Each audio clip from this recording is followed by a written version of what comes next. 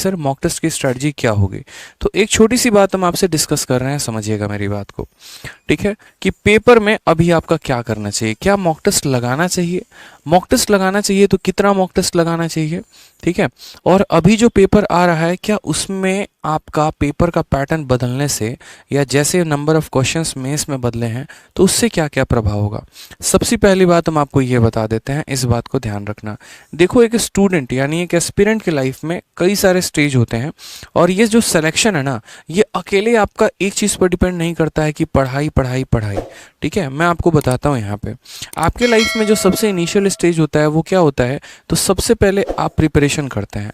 Preparation आप coaching लेकर करते हैं, प्रिपरेशन आप सेल्फ स्टडी लेकर करते हैं, प्रिपरेशन आप यहाँ पर ऑनलाइन ऑफलाइन अलग अलग जगह से पढ़कर करते हैं। लेकिन मेरे भाई सिलेक्शन जो होता है वो एकमात्र प्रिपरेशन से नहीं होता, ये आपको मैं बता दूं। आप मुझसे क्या, आप किसी भी टॉपर से पढ़ेंगे जिसने बहुत अच्छा स्कोर किया होगा, ठीक है, तो आप उनसे भी एक बात पूछेंगे कि भैया आपका सिलेक्शन कैसे हुआ, क्या हुआ। हमेशा एक बात आपको मिलेगी ज़रूर कि प्रिपरेशन से कई गुना ज़्यादा हमने प्रैक्टिस पर काम किया। प्रैक्टिस क्यों करते हैं आप इस बात को समझिए। आप यहाँ पर मेरे भाई वनडे कॉम्पिटिटिव एग्जाम दे रहे हैं, आप यूपीएससी की तैयारी नहीं कर रहे हैं जहाँ पर आपको रिटन का पेपर देना है। और इस वनडे कॉम्पिटिटिव एग्जाम में क्या होता है, सारे के सारे क्वेश्चंस आपके ऑब्जेक्टिव होते हैं। ठीक है, जहाँ पर सवालों की संख्या कई ज़्यादा होते हैं और आपके पास समय जो होता है वो काफ़ी ज़्यादा कम मिलता है। तो आपको ऐसे समय में जहाँ पर क्वेश्चन ज़्यादा हैं और आपके पास टाइम कम है, तो ऐसे जगह पे कंपटीशन को बीट करने के लिए आपकी जो स्पीड होनी चाहिए ना वो कई गुना ज़्यादा होनी चाहिए। और स्पीड ज़्यादा कब आती है, स्पीड ज़्यादा सिर्फ और सिर्फ एक चीज़ से आती है, वो होता है प्रैक्टिस। आपकी पकड़ जितनी ज़्यादा अच्छी है, आपका कंसेप्ट जितना ज़्यादा क्लियर है और कम समय में आप जितने ज़्यादा सवाल लगाएंगे आपके मार्क्स उतने बेहतर होंगे और मार्क्स जितना बेहतर आप सिलेक्शन के करीब में उतना ही पहुंचेंगे। आज के समय में बच्चों को क्या है कि किसी भी तरीके से बस हमें सिलेबस को कंप्लीट करना है, हमें थोड़ा बहुत मेंसुरेशन पढ़ लेना है, थोड़ा बहुत ज्योमेट्री पढ़ लेना है, थोड़ा थोड़ा थोड़ा थोड़ा कर करके हम अपना सिलेबस अपने अनुसार कंप्लीट कर लेंगे, अपने मन को सेटिस्फाई कर लेंगे। हाँ हमारा तो हो गया सिलेबस, अब आराम से हम पेपर दे पाएंगे। तो मेरे भाई ऐसे मिथ से कभी भी सिलेक्शन नहीं होता है, इस बात का ध्यान रखो। आज वक्त है, अगर हम बात करते हैं तो अभी जैसे अक्टूबर का महीना है, अक्टूबर से नवंबर, नवंबर से दिसंबर, 2 महीने हैं आपके पास सीजल के प्री को लेकर। ठीक है, जैसा कि आपको पता है कि इस बार का जो पेपर है वो आपका पेपर क्वालिफाइंग होने वाला है। ठीक है, अब अगर हम बात करते हैं यहाँ पर कि इस बार के पेपर को आपको क्या करना है, क्वालिफाई करना है। अब पेपर को क्वालिफाई करना है तो इसका मतलब क्या होगा, क्या आपके लिए नंबर मायने नहीं रखेंगे, क्या ऐसा होगा कि बस आपको इतना ही पढ़ना है कि आप पेपर को क्वालिफाई कर पाएं, तो ऐसा नहीं है। ठीक है, आप इस बात को समझिए, हमें इस तरीके से नहीं पढ़ाई करना कि हमें पेपर को क्वालिफाई करना है। मैं आपको यहाँ पर बता रहा हूँ, अगर आप वाकई में सिलेक्शन लेना चाहते हैं तो आप शुरू से ताबड़तोड़ मेहनत करिए और इतनी ताबड़तोड़ मेहनत करिए कि कम से कम इस बार का प्री का आप टारगेट लेकर चले खुद में कि भाई हमको 160 प्लस एट एनी कॉस्ट लेकर आना ही आना है। ठीक है, चाहे हमारा कट ऑफ 120 जाए, चाहे हमारा कट ऑफ 110 जाए, हमें इससे कोई बात का फर्क नहीं पड़ता है, लेकिन हमारे नंबर 160 प्लस आने चाहिए। ठीक है, प्रीवियस ईयर का आप जब मॉक दे रहे हैं, अलग अलग कंपनी होती हैं, टेक्स्ट बुक हो गया और अलग अलग जगह पर भी बच्चे जुड़े हुए होते हैं, वहाँ जब आप मॉक टेस्ट दे रहे हैं तो आप अपने आप से वहाँ पर टारगेट दीजिए कि मुझे 160 प्लस नंबर लेकर आना है। ठीक है, इस 160 प्लस नंबर लाने के लिए आपको मैथ, इंग्लिश, रीजनिंग, जीएस चारों सब्जेक्ट पर फोकस करना पड़ेगा। हर एक सब्जेक्ट में बहुत अच्छा स्कोर करना पड़ेगा, जो जो गलतियाँ होंगी आपको उस पर काम करना पड़ेगा, तब जाकर आपके इतने नंबर आएंगे। अब बोलोगे सर क्या जरूरत है 160 प्लस लाने की, कट ऑफ अगर मान लीजिए 120 गया तो हमारे तो ये नंबर किसी काम के नहीं है। मेरे भाई काम के हैं, यहाँ पर नहीं है लेकिन मेंस में ज़रूर है। ऐसा तो होगा नहीं ना कि कोई बच्चा प्री में 110 नंबर लेकर आएगा और मेंस में उसके पूरे के पूरे नंबर आ जाएंगे, ऐसा पॉसिबल है क्या। मेंस में भी तो अच्छा वहीं स्कोर करेगा ना जिसका प्री का स्कोर बहुत अच्छा होगा।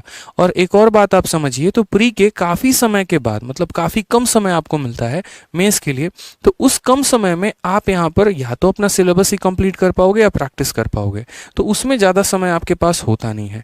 और इस बार तो मेंस में 2 और सब्जेक्ट आपके जुड़ चुके हैं, तो इस वजह से आपके पास समय और कम होगा, सिलेबस कई ज़्यादा होगा। तो इसीलिए अभी से एक काम करते रहेंगे कि प्रैक्टिस पर सबसे ज़्यादा फोकस करते रहेंगे, क्योंकि आप लोगों में से कहानी ऐसी भी होती है कि परसेंटेज के बाद प्रॉफिट लॉस में गए, परसेंटेज गायब हो गया, अरिथमेटिक के बाद एडवांस में गए, अरिथमेटिक गायब हो गया। तो पेपर के समय तक आप उसको रिटेन कैसे कर पाएंगे। तो पेपर के समय तक अगर आपको रिटेन करना है तो आपको मॉक टेस्ट देना ही पड़ेगा। ठीक है, मॉक टेस्ट में आप ऐसा कर सकते हैं कि जैसे सेक्शनल मॉक टेस्ट दे लीजिए। मैथ्स का एक सेक्शन का अलग मॉक टेस्ट हो गया, रीजनिंग का आप सेक्शनल लगा रहे हैं डेली के डेली, आप ऐसा भी कर सकते हैं, आप फुल लेंथ मॉक भी दे सकते हैं। आपका जो स्टडी का रूटीन होना चाहिए ना, वो आपका डेली कम से कम एक मॉक तो आपका इंक्लूड होना ही चाहिए रूटीन में आज के समय में। अगले 2 महीने तक जो बच्चा डेली मॉक दे रहा है, यूँ समझ लो उसका ग्राफ एकदम ऐसे धीरे धीरे धीरे धीरे करके बहुत ऊपर तक जाएगा। क्यों? क्योंकि वो तो पढ़ाई कर भी रहा है, साथ में यहाँ मॉक देकर 60 मिनट के अंदर पूरे 100 सवालों का भ्रमण कर रहा है, जिसमें 25 मैथ, 25 इंग्लिश, 25 रीजनिंग, 25 जीएस, सभी के सभी 100 सवालों को बहुत ही बेहतरीन तरीके से वो लगा रहा है। ठीक है, तो कहीं ना कहीं जब वो क्वेश्चन लगाएगा तो उसको तो दिखेगा ना कि हाँ उसके अलजेब्रा के क्वेश्चन गलत हो रहे हैं, उसका ट्रिको का क्वेश्चन गलत हो रहा है। फिर वो क्या करेगा? उसे छोड़ देगा? बिल्कुल भी नहीं छोड़ेगा। जब आप मॉक लगाओगे और आपको पता चलेगा कि आपके अलजेब्रा में तो स्कोर ही नहीं आ रहा है, उस केस में तुरंत भागोगे और अलजेब्रा की तरफ पढ़ाई करोगे। ठीक है, यानी एक तरीके से ये समझ लीजिए, तो ये आपका जिस तरीके से खून का जांच होता है ना, उसी तरीके से ये आपके नॉलेज का जांच है। ये बताता है बीमारी कहाँ कहाँ पर है, और उसके बाद यहाँ पर आपको उस बीमारी पर काम करना होता है। जो बच्चा अपने कमियों पर जितना ज़्यादा काम करेगा, उसका स्कोर उतना बेहतर होता चला जाएगा।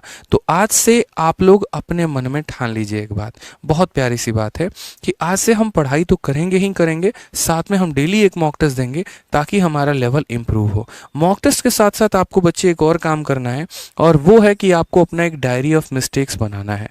ये डायरी ऑफ मिस्टेक्स की क्या ज़रूरत है? तो मेरे भाई, जितने भी मॉक टेस्ट में आप गलतियां करोगे ना, जैसे मान लो कि आपने पढ़ा, मान लीजिए जीएस का एक क्वेश्चन आया छोटा सा, कि गाजर में कौन सा विटामिन पाया जाता है।